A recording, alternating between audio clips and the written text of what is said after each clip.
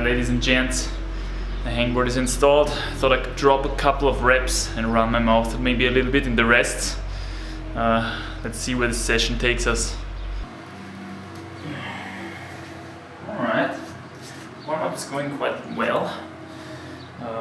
Already hanged shortly on the very small lateral edges, which are, I think, 3 or 4 millimeters with 5 millimeter roundings or something. It's really small for me. When it comes to warming up, one common mistake maybe that I see amongst beginners when hangboarding is that they don't warm up their fingers at all angles, right? So what you should do is make a couple of short hangs on a straight arm, on a slightly bent arm, on a 90-degree bent arm, and also on a fully bent arm. And also do 3 fingers open hanging, 4 fingers open hanging, half crimping, okay? Do all the various angles of your body so that everything gets warm. And maybe do a couple of pull-ups as well, right? If you do a proper pull-up, then you should have all angles there anyway.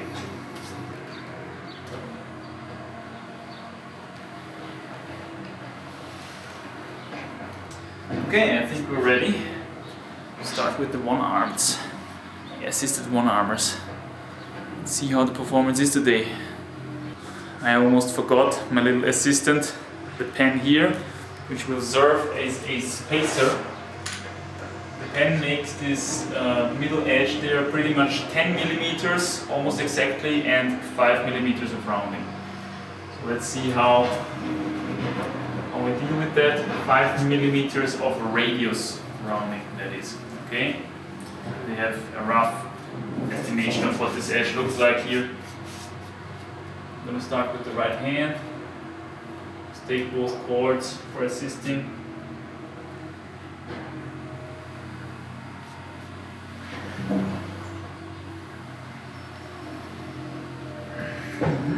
Feels good. And we're still in the warm-up phase. I'm not going to overdo it now.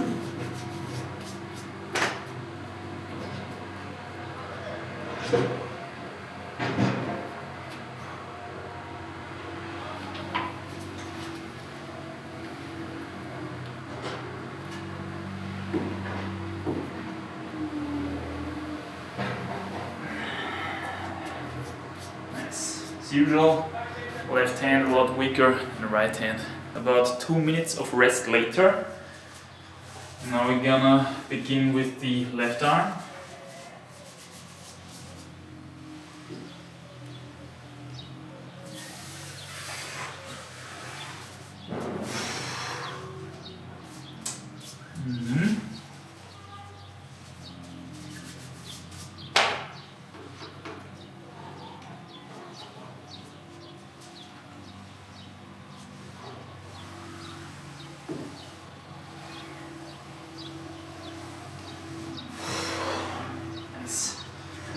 Right hand feels a lot more solid. Now after these 2 reps, I feel really properly warmed up. I think another common mistake actually, beginners do with hangboarding is that their sessions tend to be too long, which in terms of they make too many reps, okay? So last time when I filmed this overall body workout, this home workout, I did actually 15 reps, I think, each hand on the one-armers, which is too much, alright? So for me this is an indication that I did not attack hard enough. I did not have the intensity of my single reps hard enough, okay? So rather try to, especially if your max power training is obviously, rather try to make each and every rep as intense and powerful as possible. Now how do you do that? Ideally, you have a pulley system with, where you can actually measure your assisting weight, which is unfortunately that I don't have that here now. I can only work with this cordage from the actual portable hangboard, which works also quite well. Another way to do it is to step on a scale and see how much weight you can actually pull off and try to just improve a little bit every time, right? If you can do 100 grams more than you could do in your last session, then you've already made some progress, and this is just, getting yourself there really slowly, doing it a little bit more each time, And it's also really motivational, right? If you can track your progress that way. Unfortunately, I don't have that right now here in the place where I am right now. We have to work with this really simplistic setup here where the door frame gets in the way every time. But anyway, it's a lot of fun. I can feel that every session I'm getting a little bit more solid on those one armers as well. So yeah, stay on target. Okay, stay on target. Try to improve your result every time a little bit, right? And once you're stalling out too much, let's say you have 3 sessions where you don't get a better result than you did in the last session, maybe an indication for you to switch up your training in general, right? Do a different kind of training then. Anyway, let's do another rep. I think now we are right arm first.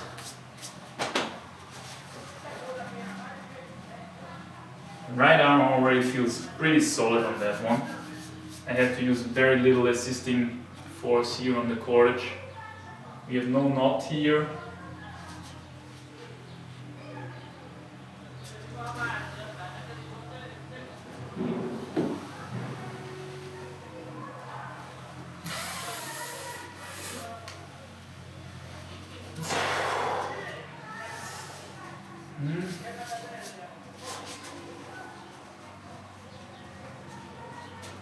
Might have had a too short rest here actually on this one.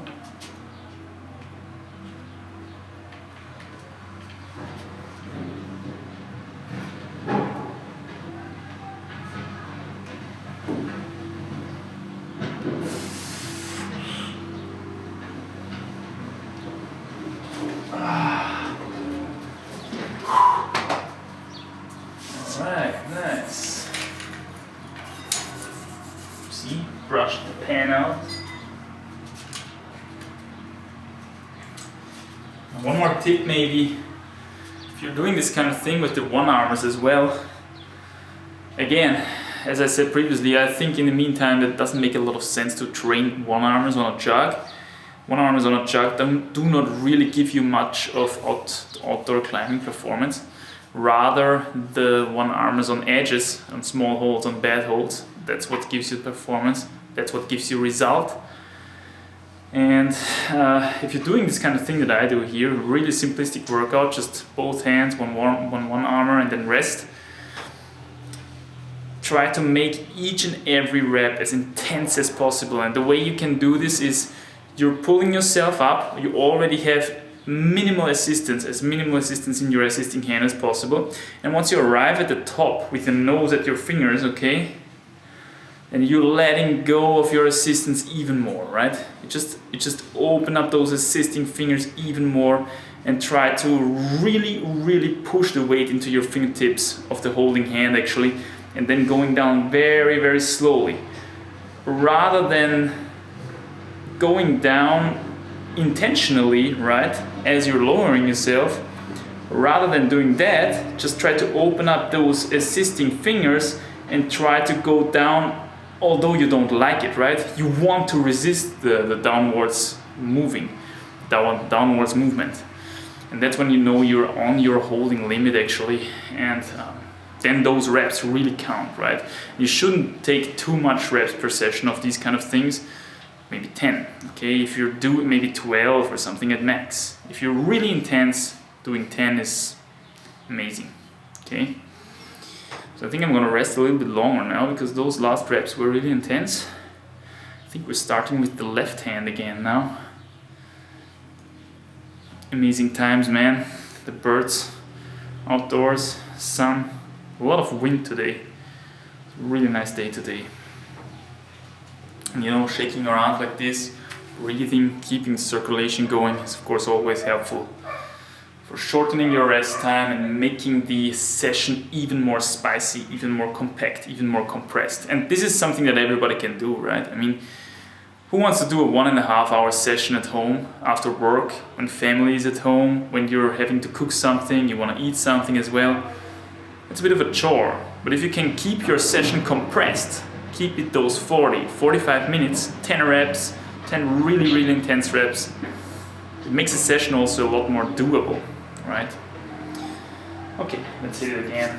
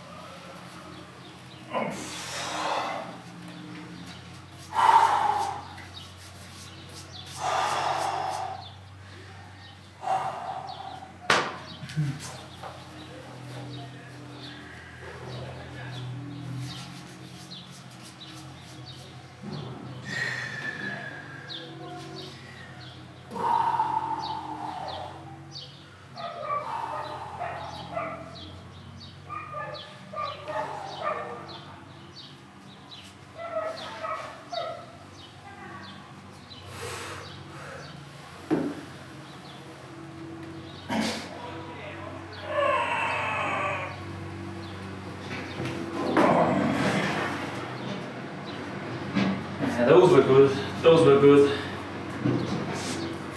Those count. These are the reps that count. Another thing that I often notice when I train people on one armers in general is often they don't start at the real low point, right? Like starting at this, okay?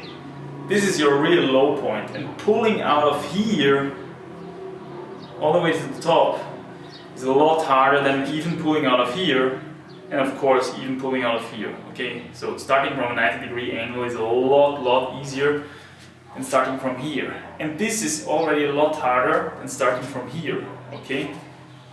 It makes a difference. Really try to start with your assisting hand as high as possible, obviously, but being with the rest of your body as low as possible, so that you really have to start from from zero and have to pull your weight all the way up. Because on your way up, you're hitting all those different angles, right? You're hitting all those different angles in your arms, forearms, upper arms, and in your lats. And this is something that we need also for climbing, okay? There is no such thing as a moving climbing outdoors. It goes like this. We always, especially on the hard stuff, we have to make big moves, right? Big moves to the top, big moves upwards. So that's what it's all about. You want to arrive at the top, okay? Stay on target, even in these difficult times. Focus. Try to move your strength over into the next outdoor climbing period. So yeah, a little bit more rest. I'm gonna make another rep. So I think we're working with, so far, with 2 to 3 minutes rest around. Don't have a stopwatch with me here as well. So really suboptimal conditions, right? For tracking your progress in a session like that. No stopwatch, no scale, no pulley system. But I'm going with my feeling in the meantime. Also I can see the time ticking here on the camera, so that helps a bit as well. 2 to 3 minutes. And if it's getting really hard and you notice that the performance drops before you've done 10 sets, 10 reps that is, then you might want to increase the rest even up to 4 minutes, right? To get your 10th set as intense as possible still, right? Alright, ooh, the battery is already flashing. Need to change the battery then.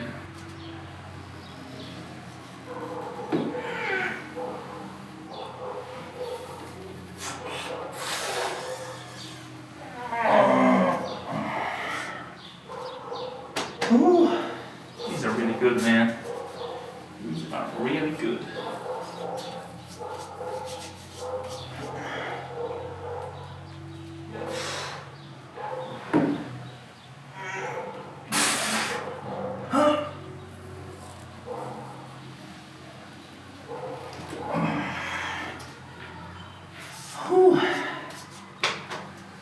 I've also noticed the camera really helps, you know, because when you're watching, I really want to give 110%.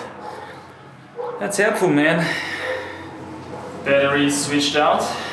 We started with the left hand last time, didn't we? So, we stopped with the left hand. So we start with left hand this time, if I'm correct. It's not a big of a deal if you do this wrong once, you know. It's just to have both hands as equalized as possible all the time.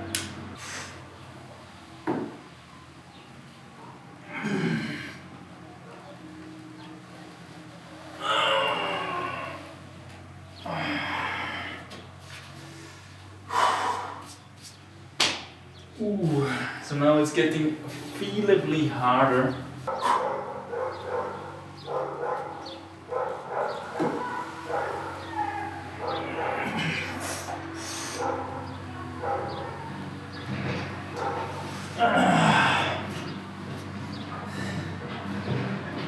also on your negative, back on your way down, try to really go for that absolute 0 point, that low point again. I have it a bit harder here with the setup here because the floor is not deep enough, you know. But if you've mounted your hangboard a little bit higher, this should be no problem. You really go back to the absolute low point again. And this again helps to recruit all of your angles, right? All of your different muscle angles and stuff like that. Now be careful though that you don't fall into it, okay? Because this is really injury provoking, I would say. So still use your assisting hand to guide you down slowly, but with full activation of the holding hand, right? So yeah, that's what the session looks like. We're gonna go for another rest now, 3 minutes or something. Feels good, man. Feels really, really good. Had a bit of orange juice before the session started. I think we're now training for, I don't know, maybe 20 minutes, half an hour or something. I'm already feeling pretty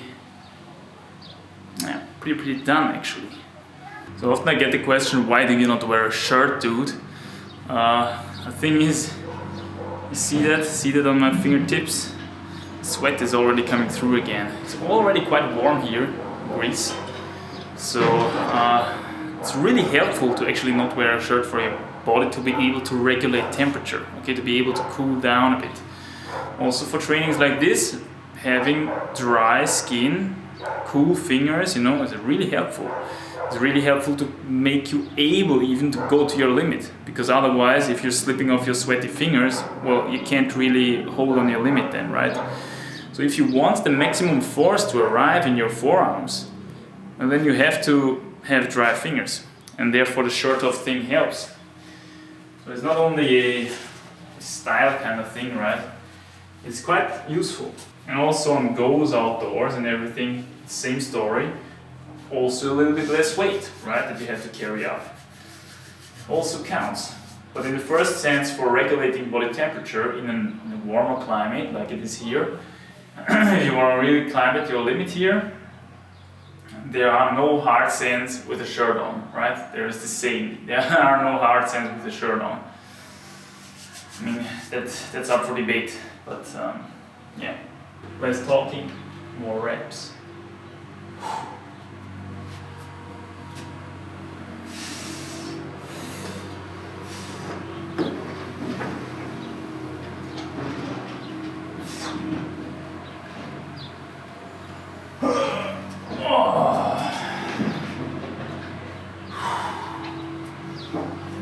Okay, I think the right hand is already going downwards.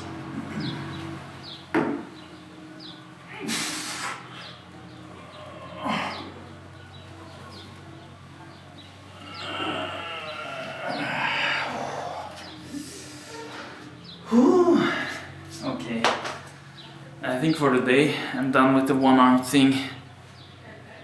A little bonus tip here maybe as well. You're going up and you're going down again, trying to activate as much power in your forearm as possible, as we've talked about before. Sometimes it helps, you know, to switch your upper body from this position a little bit more into that position. Just flare out that upper arm a little bit and really go for it, okay? So then you will actually find your strongest position from here to here. We are morphologically all a bit different, and I think this actually determines whether you are the Gaston type kind of guy, right? If you're very good at Gastons, like for example for me that's the case, I tend to be strongest if I'm with my body position out here. So that's why Gastons fit me quite well, right? My climbing style. Because here I have a lot of power. Now for other people it might be here. It could also be really crucial if you're training for a one-armer, for example, to find out the position where you are the strongest in that regard, because this will determine how you work your way up during your one-armer while you're pulling yourself up, right? Because some people probably work like this and they come to the front quite late, and some people, they really have to pull themselves to the front first, and then from there it really goes up, right? So I have no idea how this is determined, you know, with muscle attachments and bone structure and shoulder blade and whatnot. But there are differences here, and I'm just saying, try to find that position where you're the strongest to really activate your fingers so that as much force as possible arrives at your fingertips, right? Okay, so I think we're gonna do a couple of equalizing pull-ups on the very small edges. That is 4 millimeters, I think, with 5 millimeter radius of rounding. A couple of equalizing pull-ups and finish this session off. We don't need the pen anymore now. Wow, that was a lucky shot.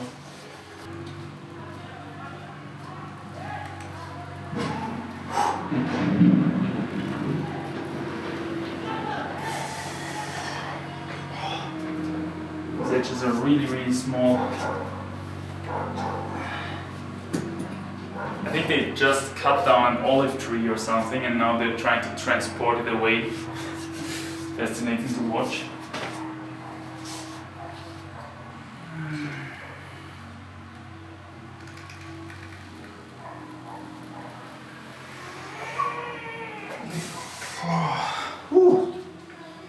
Wow, I'm pretty empty already. Yeah, so that's it for this session. I hope I could drop some training motivation onto you guys. Stay on target even in these difficult times. Just a couple of reps, you know, just really give it everything. Really put everything you've got into every single rep. And try to make your progress measurable so that you always get that little bit more progress after every session. And yeah, this is the way to go forward. This is how you're gonna stay motivated. And this is how eventually you will have a result, right? Higher grade at some point. Drop a like, drop a comment if you enjoyed the little video. I'll see you soon in the next one. Bye.